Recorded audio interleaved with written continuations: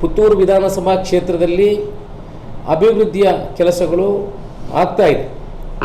ಇವಾಗಲೇ ನಾವು ಈ ಹಿಂದೆ ಆಯುಷ್ ಇಲಾಖೆಯಿಂದ ಸುಮಾರು 5 ವರ್ಷದ ಹಿಂದೆ ಆಯುಷ್ ಇಲಾಖೆಯವರು ಬೇಡಿಕೆಯನ್ನು ಇಟ್ಟಿದ್ದರು. ನಮಗೆ 1.5 ಎಕರೆ ಜಾಗವನ್ನು ಕೊಡಬೇಕು.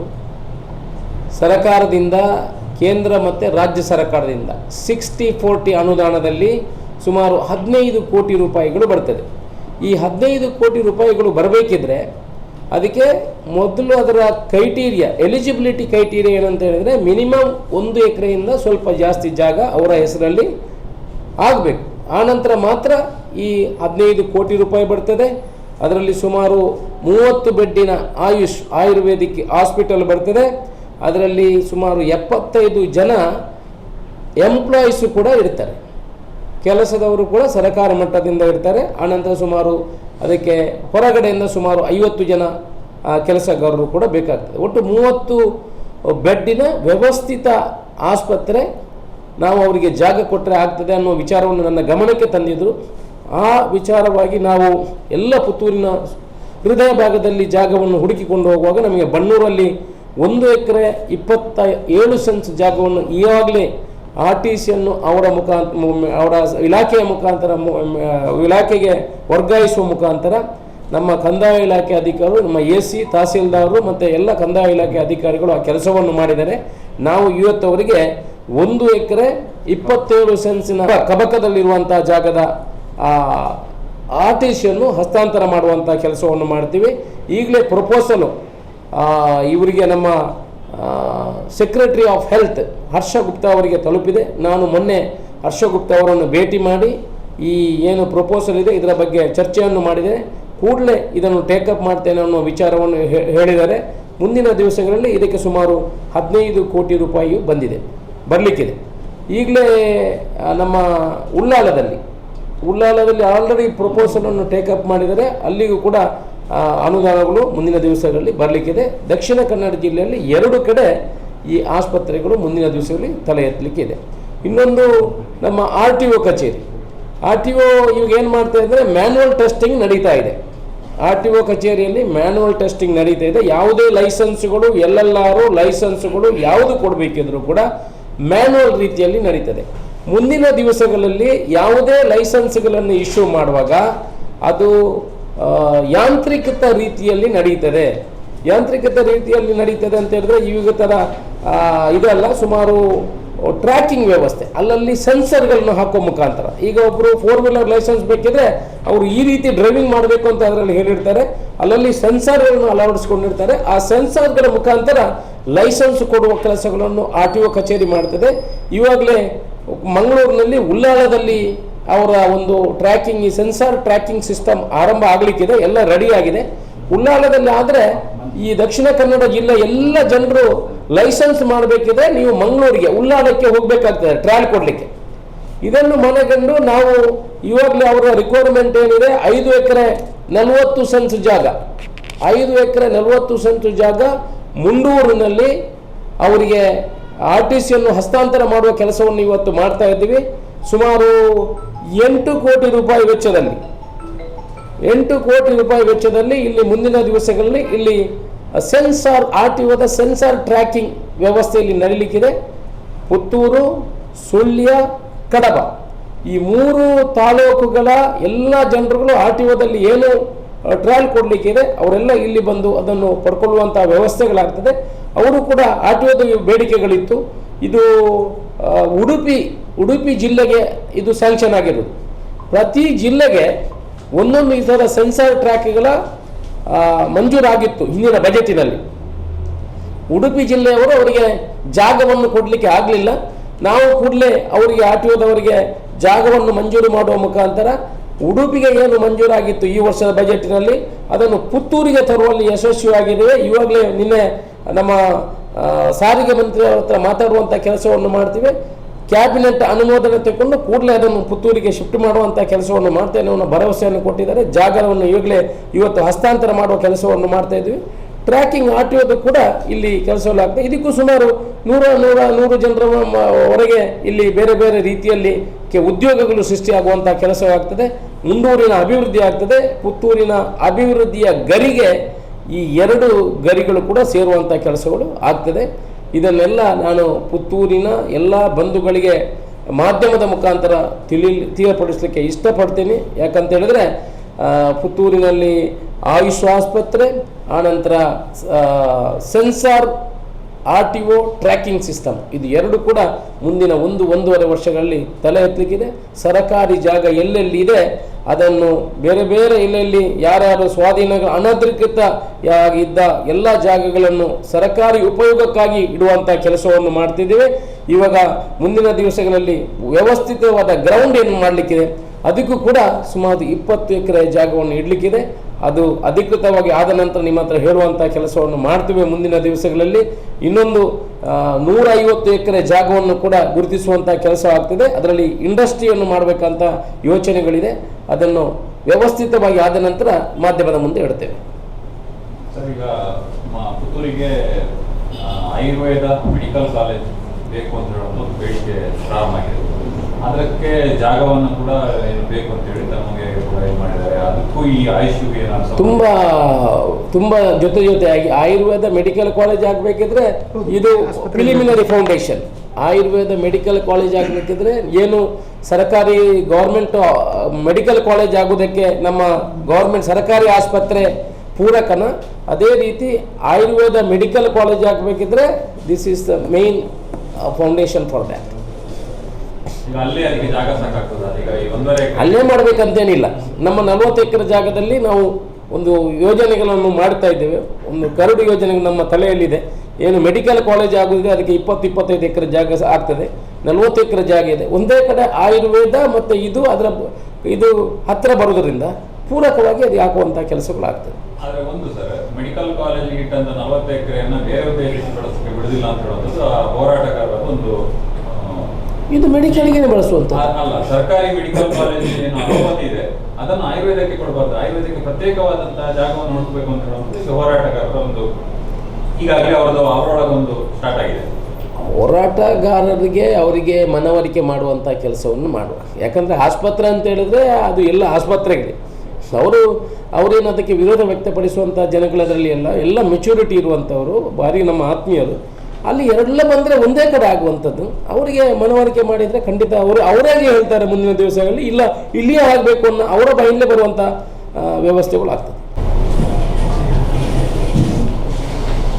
ಇವ್ರ ಹತ್ರ ಮಿನಿಸ್ಟರ್ ಹತ್ರ ಮಾತಾಡಿದೆ, ಕ್ಯಾಬಿನೆಟ್ಗೆ ಹೋದರೆ ಆಯಿತು. Simple formality, everybody is agreed. Thank you sir. ತುಂಬ AC ಅವರು ಇವತ್ತು ಬರಲಿಕ್ಕೆ ಆಗಲಿಲ್ಲ. ಅವರು ಸುಬ್ರಹ್ಮಣ್ಯದಲ್ಲಿ ಷಷ್ಠಿ ಇರುವ ಕಾರಣ ಅವರು ಬರಲಿಕ್ಕೆ ಆಗಲಿಲ್ಲ. ಬೇಗನೆ ಬರ್ತದೆ ಅಂದರೆ ಉಳ್ಳಂಗಲ್ಲಿಂದ ಇಲ್ಲಿಗೆ ಡೈವರ್ಟ್ ಆಗ್ತದೆ. ಏನಾದರೂ ಈಗ 3 ಮಂತ್ಸ್ ಪುಟ್ಟಪ್ ಆಗಬೇಕಂತೆ ಸೆಂಟ್ರಲ್ಗೆ ರೆಡಿ ಆಗಿಬಿಟ್ಟಿದೆ. ಅದ್ರ ಜೊತೆಗೆ ಇದು ಹೋಗುವಂಥ ಕೆಲಸ ನಿಮ್ಮಿಂದ ಇಲ್ಲಿ ಬೇಗ ಹೋಗ್ತೀವಿ. ಮಾನ್ಯ ಶಾಸಕರಿಗೆ ಹೇಳಿದರು, ನಾವು ಆಯುಷ್ಮಾನ್ ಇಲಾಖೆ ಅಂದರೆ ಆರೋಗ್ಯ ಇಲಾಖೆಗೆ ಈಗಾಗಲೇ ನಾವು 1 ಎಕರೆ 48 ಅನ್ನೋ ಜಾಗ ಕಾದಿರಿಸಿದ್ದೇವೆ. ಅದನ್ನೀಗ ಹಸ್ತಾಂತರ ಕೂಡ ಆಗಿದೆ. ಅದರ ಜೊತೆಗೆ 5 ಎಕರೆ 40 ಸೆಂಟ್ಸ್ ಈಗ ನಾವು RTO ಸೆನ್ಸರ್ ಟ್ರ್ಯಾಕಿಗೆ ಕೊಡಲಿಕ್ಕಿದ್ದೇವೆ. ಯಾಕಂದರೆ ಈಗ ಸರ್ಕಾರಿ ಜಾಗ 1 ಇಂಚು ಸಿಗೋದು ಭಾಳಷ್ಟು ಕಷ್ಟ. ಸರ್ಕಾರದ ವಿವಿಧ ಯೋಜನೆಗಳಿಗೆ ಒಂದಷ್ಟು ಜಮೀನುಗಳೆಲ್ಲ ಹೋಗಿದೆ ಸರ್ಕಾರದ್ದು. ಆದರೂ ಈಗ ನಾವು ಶಾಸಕರ ಒತ್ತಡದಲ್ಲಿ ನಾವು ಅದನ್ನು ಹೇಗೆ ಹುಡುಕದ್ರೆ ನಮ್ಮನ್ನು ಬಿಡಲ್ಲ. ಅವರು ಹುಡುಕಿದ್ದೇವೆ. ಹೇಗಾದರೂ ಎಲ್ಲ ಅದನ್ನು ಕ್ಲಿಯರ್ ಮಾಡಿಕೊಂಡು ಕಾನೂನುಬದ್ಧವಾಗಿ ನಾವಿವತ್ತು ಅದನ್ನು ಎರಡೂ ಕೂಡ ಇಲಾಖೆಗೆ ಹಸ್ತಾಂತರ ಮಾಡ್ತಿದ್ದೇವೆ. ಜೊತೆಗೆ ನಮ್ಮ ಹೆಡ್ಕ್ವಾರ್ಟರ್ಸಲ್ಲಿ ಮಹಿಳಾ ಠಾಣೆಗೆ ಕೂಡ ಒಂದು 9 ಸೆಂಟ್ಸ್ ಜಾಗವನ್ನು ಕೂಡ ಅತಿ ಶೀಘ್ರದಲ್ಲಿ ಅದನ್ನು ದಾಖಲೆಗಳನ್ನು ನಿರ್ಮಾಣ ಮಾಡಿ ಕಾನೂನುಬದ್ಧವಾಗಿ ಅದನ್ನು ಕೂಡ ಹಸ್ತಾಂತರ ಮಾಡಲಿಕ್ಕಿದ್ದಾರೆ ಶಾಸಕರು. ಅದರ ಜೊತೆಗೆ ನಾವು ಕ್ರೀಡಾ ಇಲಾಖೆ ಕೂಡ ಒಂದು 20 ಎಕರೆ ಜಮೀನನ್ನೀಗ ಗುರುತಿಸಿದ್ದೇವೆ. ಅದು ಕೂಡ ಈಗ ಕಾನೂನುಬದ್ಧವಾಗಿ ಅದು ಹೇಗೆ ಏನೆಲ್ಲ ಸಣ್ಣ ಲೋಪದೋಷಗಳಿದ್ದರೂ ಕೂಡ ಕಾನೂನುಬದ್ಧವಾಗಿ ಸರಿಪಡಿಸಿಕೊಂಡು ಅದನ್ನು ಕೂಡ ಹಸ್ತಾಂತರ ಮಾಡಲಿಕ್ಕೆ ನಾವು ಈಗ ಪ್ರಯತ್ನ ಪಡ್ತಿದ್ದೇವೆ. ಕಡತದ ಮೂಮೆಂಟ್ ಸ್ಥಿತಿಯಲ್ಲಿದೆ. ಆಮೇಲೆ ಏನು ಸರ್ಕಾರದ ವಿವಿಧ ಯೋಜನೆಗಳು ಈಗ ಪುತ್ತೂರು ದಕ್ಷಿಣ ಕನ್ನಡ ಜಿಲ್ಲೆಯಲ್ಲಿ 2ನೇ ಒಂದು ಎಂಥದ್ದು ಜಿಲ್ಲೆ ಆಗುವಂಥ ಇದು ಪ್ರದೇಶ. ಅದಕ್ಕೆ ತಕ್ಕ ಹಾಗೆ ನಮ್ಮ ಶಾಸಕರು ಕೂಡ ಅದನ್ನ ಬಗ್ಗೆ ಭಾಳಷ್ಟು ಇಂಟ್ರೆಸ್ಟ್ ತಗೊಂಡು ಇವತ್ತು ಆಸಕ್ತಿ ತಗೊಳ್ತಾ ಇದ್ದಾರೆ. ಏನು ಸರ್ಕಾರ ಜಮೀನನ್ನು ಗುರುತಿಸಿ ಸರ್ಕಾರಕ್ಕೆ ನಾವು ಇಡುವಂಥ ಕಾರ್ಯಕ್ರಮ ಆಗ್ತಾ ಇದೆ. ಮತ್ತು ಮುಂದೆ ಏನು ಇಲ್ಲಿ ಹಾಸ್ಪಿಟಲ್ ಆಗುವಂಥದ್ದು ಮತ್ತು ರಸ್ತೆಗಳಾಗುವಂಥದ್ದು ಅನೇಕ ಅಭಿವೃದ್ಧಿ ಕಾರ್ಯಕ್ರಮಗಳಾಗುವಂಥದ್ದು, ಜೊತೆಗೆ ಬಗರ್ ಹುಕುಂ 94C ಪಿಂಚಣಿ ಯೋಜನೆಗಳು, ಅನೇಕ ಸರ್ಕಾರದ ಯೋಜನೆಗಳಿಗೆ ಇವತ್ತು ಮಹತ್ವಾಕಾಂಕ್ಷಿ ಯೋಜನೆಗಳು ಕೊಟ್ಟಿದ್ದಾರೆ. ಬಡವರ ಕೆಲಸ ಆಗಬೇಕು ಅಂತ ನಮಗೆ ಹೆಚ್ಚು ಅವರು ಒತ್ತಡ ಕೊಡ್ತಾರೆ. ಆ ನಿಟ್ಟಿನಲ್ಲಿ ನಾವು ಅವರ ಜೊತೆ ಸಾಥ್ ನೀಡ್ತಿದ್ದೇವೆ. ಅವರ ಕೈಬಲನ್ನು ನಾವು ಕೂಡ ಬಲಪಡಿಸಿದ್ದೇವೆ. ಕಾನೂನುಬದ್ಧವಾಗಿ ಏನೆಲ್ಲ ಕೆಲಸಗಳಾಗಬೇಕು ಅದೆಲ್ಲವನ್ನು ನಾವು ಕಾನೂನು ರೀತಿಯಲ್ಲಿ ಅವರಿಗೆ ಮಾಡುವ ಮುಖಾಂತರ ಅವರಿಗೆ ಸಾಥ್ ಕೊಡ್ತಾಯಿದ್ದೇವೆ. ಅವರೆಲ್ಲ ಅಭಿವೃದ್ಧಿ ಕಾರ್ಯಗಳಿಗೆ ನಾವು ಸಾಥ್ ಕೊಡ್ತಾಯಿದ್ದೇವೆ. ಬಸ್ ಸ್ಟ್ಯಾಂಡ್ ಹತ್ರ ಮಹಿಳಾ ಠಾಣೆಗೆ ನಾವು 9 ಸೆನ್ಸ್ ಜಾಗವನ್ನು KSRTC ಉಂಟಲ್ಲ ಅದರ ಅಪೋಸಿಟಲ್ಲಿ ಕೊಡಲಿಕ್ಕೆ ನಾವೀಗ ಕಡತ ರೆಡಿ ಮಾಡ್ತಾ ಇದ್ದೇವೆ. ನಮಗೆ ಫಸ್ಟ್ ಈಗ ಉಳ್ಳಾಳದಲ್ಲಿ ಮುಡಿಪುವಲ್ಲಿ ಒಂದು 10 ಎಕರೆಯಲ್ಲಿ automated driving sensor based automated testing track ಆಗಿದೆ. ಒಂದು ಸಲ ಕಮಿಷನರ್ ಬಂದಾಗ ನಮ್ಮ ಎಲ್ಲ ಜಿಲ್ಲೆಯ ಎಲ್ಲರೂ ಹೋಗಿ ಅಲ್ಲೇ ಟೆಸ್ಟ್ ಕೊಡಬೇಕು ಅಂತ, ನೆಕ್ಸ್ಟ್ ಅದು ಓಪನ್ ಆದಮೇಲೆ ಹೇಳ್ತೀನಿ ಅಂತ ಹೇಳಿದ್ರು. ಆವಾಗ ನಾವು ಬಂದು ಸಾಹೇಬರಿಗೆ ಹೇಳಿದ್ವಿ, ಈ ಥರ ಒಂದು ನಮಗೊಂದು ಜಾಗ ಇದ್ದರೆ ಇಲ್ಲಿ ಜನ ಅಲ್ಲಿ ಅಷ್ಟು ದೂರ ಹೋಗೋದು ತಪ್ಪುತ್ತೆ, ನಮಗೊಂದು ಇಲ್ಲೇ ಜಾಗ ಕೊಟ್ಟರೆ ಹೆಂಗಿದ್ರು ಫಂಡ್ ಏನಾರು ಮಾಡ್ಬೋದು ಅಂತ ಹೇಳಿದ್ವಿ. ಆವಾಗ ಸಾಹೇಬರು ಇವರು ಸಾಹೇಬರು ಇಲ್ಲ ಅಂದರೆ ಈ ಜಾಗ ಸಿಗ್ತಾ ಇರಲಿಲ್ಲ ನಮಗೆ. ಅಂದರೆ ಅಷ್ಟೊಂದು ಲೋಕಲಲ್ಲಿ ಎಲ್ಲಿದೆ ಏನಿದೆ ಅಂತ ಅಷ್ಟೊಂದು ಫಾಲೋ ಅಪ್ ಮಾಡಿದ್ರು ಅಷ್ಟು ಗೊತ್ತಾಗ್ತಾ ಇರಲಿಲ್ಲ. ಬಟ್ ಅವರ ಇದರಿಂದ ನಮಗೊಂದು 5 ಎಕರೆ 40 ಸೆನ್ಸ್ ಜಾಗ ಸಿಕ್ಕಿದೆ. ಅದರಲ್ಲಿ ಫಸ್ಟಿಗೆ ಆಟೋಮೇಟೆಡ್ ಡ್ರೈವಿಂಗ್ ಟೆಸ್ಟಿಂಗ್ ಸೆಂಟರ್ ಆಗುತ್ತೆ. ಸ್ವಲ್ಪ ಜಾಗ ಉಳಿದ್ರೆ ಮತ್ತು ಆಟೋಮೇಟೆಡ್ ಇದು ಫಿಟ್ನೆಸ್ ಸೆಂಟರು ಅಲ್ಲೇ ಮಾಡೋ ಒಂದು ಇದು ಇದೆ. ಅದು ಈಗ ಸದ್ಯದಲ್ಲಿ ಇಲ್ಲ, ನೆಕ್ಸ್ಟ್ ಬರ್ಬೋದು. ಅದು ಬರೋದಕ್ಕೂ ನಾವು ಪ್ರಯತ್ನ ಪಡ್ತೀವಿ. ಅದಕ್ಕೆ ತಮ್ಮ ಸಹಕಾರ ಬೇಕು ಸರ್. ಸೊ ಹಾಗಾಗಿ ಮುಂದೆ ಮ್ಯಾನ್ಯುವಲ್ ಬೇಸ್ಡ್ಗಿಂತ ಆಟೋಮೇಟೆಡ್ ಬೇಸ್ಡ್, ಅಲ್ಲಿ ಮ್ಯಾನ್ಯುವಲ್ ಇಂಟರ್ಫಿಯರೆನ್ಸ್ ಕಮ್ಮಿ ಇರುತ್ತೆ. ಎಲ್ಲ ಸೆನ್ಸಾರ್ ಇರುತ್ತೆ, ಸೆನ್ಸಾರಿಂದ ಡೈರೆಕ್ಟ್ ಸಿಸ್ಟಮ್ಗೆ ಟ್ರಾನ್ಸ್ಫರ್ ಆಗುತ್ತೆ ಎಲ್ಲ ಏನು ಡಾಟಾ ಇದೆ. ಸೊ ರಿಸಲ್ಟು ಆಲ್ಮೋಸ್ಟು ಸಿಸ್ಟಮ್ ಬೇಸ್ಡೇ ಬರುತ್ತದು. ಸೊ ಆ ಥರ ಒಂದು ನಾವು ಫ್ಯೂಚರಲ್ನೆಲ್ಲ ಗಮನದಲ್ಲಿ ಇಟ್ಕೊಂಡು ಅದಕ್ಕೆ ನಾವು ಇನ್ನು ಬೇಕು ಅಂತ ಸೊ ಅದು ಆಗುತ್ತೆ ಈಗ ನೆಕ್ಸ್ಟಲ್ಲಿ. ಓನ್ ವೆಹಿಕಲ್ ಅಂದ್ಕೊಂಡು ಹೋಗಿದ್ದ? ಹಾಂ, ಓನ್ ವೆಹಿಕಲ್ ಇಲ್ಲ ಡ್ರೈವಿಂಗ್ ಸ್ಕೂಲಲ್ಲಿ ಏನಾದ್ರು ಟ್ರೈನಿಂಗ್ ತೊಗೊಂಡಿದ್ರೆ ಡ್ರೈವಿಂಗ್ ಸ್ಕೂಲ್ ವೆಹಿಕಲ್.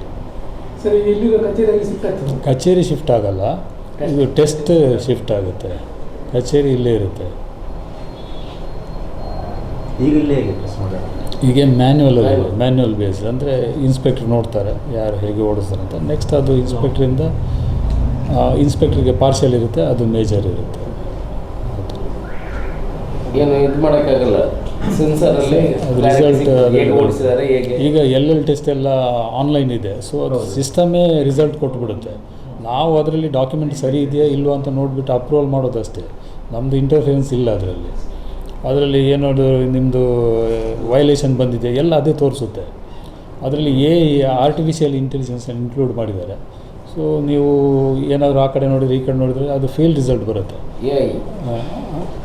ಸೊ ಆ ಥರ ಇದೆ. ಸೊ ಇದು ಹಾಗೆ ಆಗುತ್ತೆ.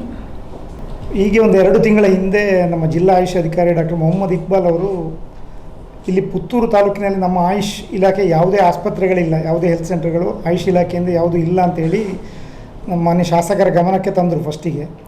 ಆವಾಗ ನೋಡಿ 2 ತಿಂಗಳಿನಲ್ಲಿ ನಮಗೊಂದು ಒಳ್ಳೆಯ ಜಾಗವನ್ನು, ಈ ಒಂದು ಆಸ್ಪತ್ರೆ ಒಂದು 30 ಹಾಸಿಗೆಗಳ ಸಂಪೂರ್ಣ ಸುಸಜ್ಜಿತವಾದ ಆಯುಷ್ ಆಸ್ಪತ್ರೆಯನ್ನು ಮಾಡಲಿಕ್ಕೋಸ್ಕರ ಒಂದು ಜಾಗವನ್ನು ಹುಡುಕಿ ಅದರ RTCಯನ್ನು ಅವರೇ ಅದರ ಪಾಪ ತುಂಬ ಒಳ್ಳೆಯ ಮುತುವರ್ಜಿಯಿಂದ ಜಾಗವನ್ನು ಹುಡುಕಿ ಅದಕ್ಕೆ ನಮಗೊಂದು ಇದರಲ್ಲಿ ಇವತ್ತು RTC ನಮಗೆ ಹಸ್ತಾಂತರ ಮಾಡಿದ್ದಾರೆ.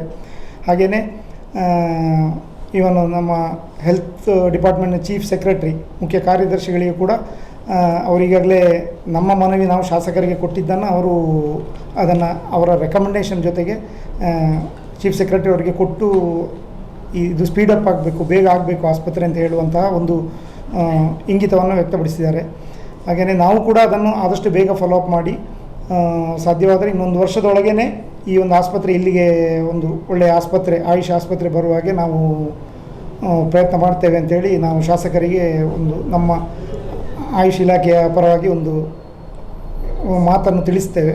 ಹಾಗೆಯೇ ಆಯುಷ್ ಇಲಾಖೆ ಪರವಾಗಿ ನಾವು ತುಂಬ ಹೃದಯದ ಧನ್ಯವಾದಗಳನ್ನು ಅರ್ಪಿಸ್ತೇವೆ. ಯಾಕಂದರೆ ಇಷ್ಟು ಬೇಗ ಇಷ್ಟು ಕಡಿಮೆ ಅವಧಿಯಲ್ಲಿ ನಮಗೆ ಒಂದು ಜಾಗ ಸಿಕ್ಕಿದ್ದಿದೆ. ಫಸ್ಟು ಬೇರೆ ಬೇರೆ ಕಡೆ ಜಾಗಕ್ಕೆ ಬೇರೆ ತಾಲೂಕುಗಳಲ್ಲಿ ಪ್ರಯತ್ನ ಮಾಡ್ತಾ ಇದ್ದೇವೆ, ಬಟ್ ಇಲ್ಲಿ ಭಾಳ ಬೇಗ ಅನ್ನೋದು 2 ತಿಂಗಳ ಅವಧಿಯಲ್ಲಿ ನಮಗೆ ಜಾಗ ಸಿಕ್ಕಿದೆ.